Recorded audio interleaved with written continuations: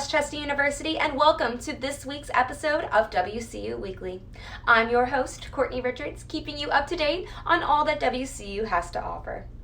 This week is International Education Week. Students can visit RAM Connect to sign up for International Education Week events if they have not done so already. Tomorrow, October 29th, students can participate in the Financial Aid and Education Abroad event, or join the Student Activities Council for an interactive experience on ancient Egypt. If neither of these times work, on Friday, October 30th, students can partake in the Center for International Programs Global Virtual Activities Hour. Additionally, there are several events this week for students to celebrate Halloween with. Tomorrow, students can join off-campus and commuter services for a costume contest from 1 p.m. to 2 p.m., or students can join Residence Life for a jack-o'-lantern luau from 7:30 p.m. to 8:30 p.m. Each opportunity will allow participants to either showcase their costume or carved pumpkins for this year's Halloween. Visit RAM Connect to sign up and reach out to OCCS or Res Life with any questions. Next week, on November 3rd, the Student Government Association will be hosting a town hall from 7:15 p.m. to 8:15 p.m. University administrators will be present to address student concerns and questions. All Westchester University students, staff, and faculty are invited to attend. Registration is available on SGA's RAM Connect page for any students that are interested in attending.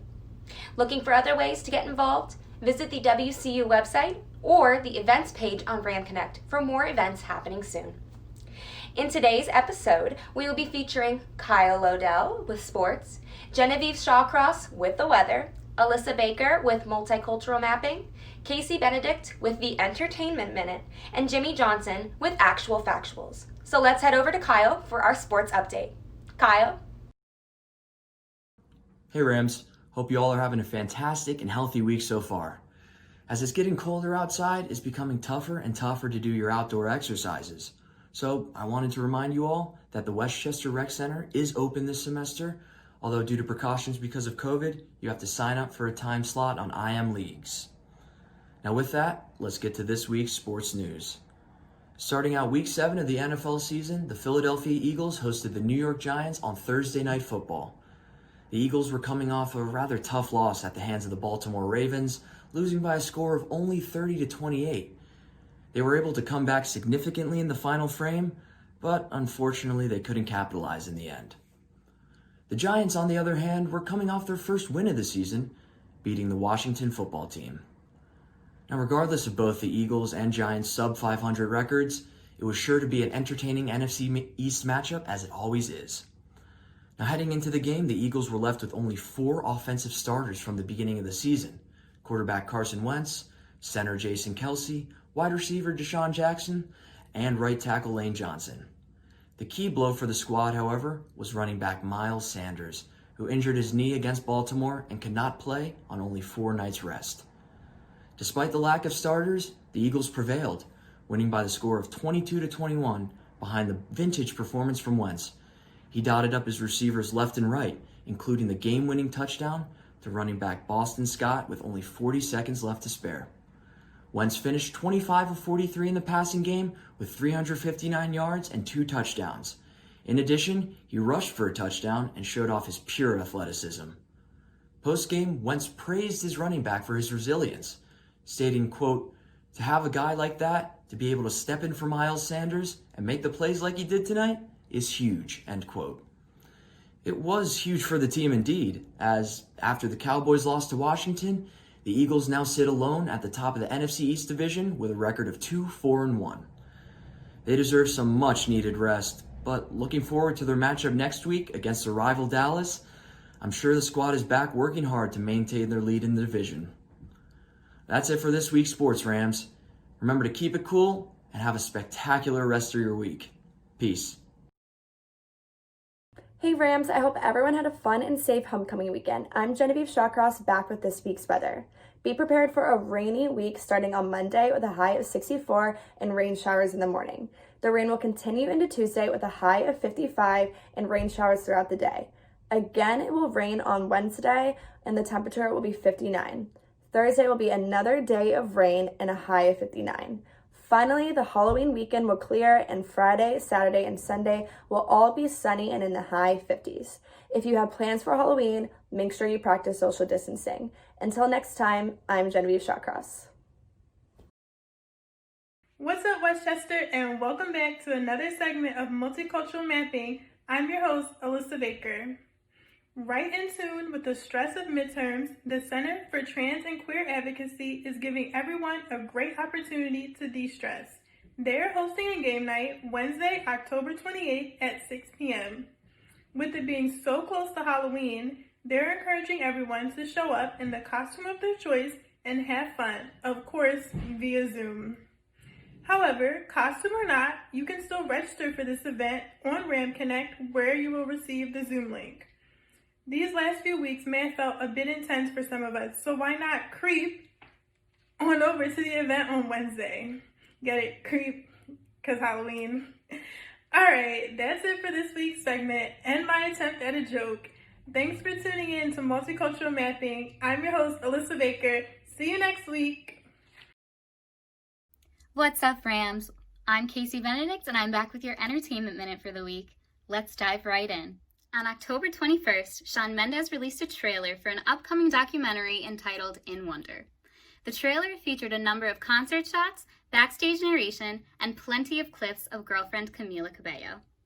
The documentary will follow the life of the 22-year-old pop star as he takes on a 104-day concert tour. The documentary is said to be released on November 21st on Netflix. We have yet to talk about a certain show on Entertainment Minute that I am so ready to talk about, The Bachelorette. This season features Claire Crawley, who is the oldest bachelorette in TV history at age 39. Just this last week, Claire and Bachelorette producers have been put under fire for having male contestants play strip dodgeball. Fans are saying, had it been a bachelor who had female contestants play strip dodgeball, it would have immediately been taken off air. What do you guys think? Would you consider it a double standard? Lastly, get excited, Euphoria fans. Zendaya has announced that 2 new special episodes of the show will be coming to our screens very soon. The Emmy-winning actress took to Twitter to say, "We really missed them. 2 new special episodes of Euphoria coming soon. The first on December 6th on HBO. The date of the second has yet to be released." And that's all I have for you this week, Rams. Signing off, I'm Casey Benedict. Boo! Did I scare you guys? Hi WCU, I'm Zaya, and this concludes this week's special Halloween episode of WCU Weekly. We hope that you enjoyed this very frightening episode. If you haven't already heard, WCU has made the decision to make the 2021 spring semester online. Now, while we understand this information may be a bit difficult to take in, we're here for you. So please reach out to us on Instagram at WCU Weekly for more exciting news and updates throughout the semester. If you would also like to get more involved with WCU Weekly or any of the WCU Studios programs, please send us an email at wcustudiosclub@gmail.com. Well, that's all I have for you for this week, guys. Until next week, I'm Zaya. Have a great week and a spooky Halloween. My favorite thing about Halloween has to be the decorations and the season. I love fall, the changing of the leaves, all the pumpkins, stuff like that is definitely my favorite part. My favorite part of Halloween happens to be costume parties and contests. My favorite thing to do for Halloween would have to be watching scary movies. I never liked scary movies growing up, but I don't know, something changed, and I'm loving every horror movie that I can find. My favorite thing about Halloween is definitely just like the spooky and fun vibes. I like when people decorate their houses. I think that's really fun. My favorite Halloween costume has to be anything with really cool makeup. I love when people do that really like gory stuff or cool skeletons. I think that's really creative and really cool. So my favorite Halloween costume was from when I was little. My mom made a Glinda the Good Witch costume from The Wizard of Oz for me, with like the crown and the wand. It was so beautiful and I absolutely loved it. I can still remember it. And I was probably about like 6 or 7 when she made it for me. It was so beautiful. Like, I wish I had one now, because it was that pretty. My favorite costume was when I was little. I was Puss in Boots from Shrek, so that one turned out really cute. My favorite candy is Crunchies, which are from England. Her Halloween candy happens to be like M&M's peanut butter, Reese's Pieces, Reese's Cups, Hershey's Hugs. Favorite candy is Reese's Cups. I like anything chocolate, so. Favorite candy, hands down, Reese's Peanut Butter Cups. They're so good. Happy Halloween, everyone!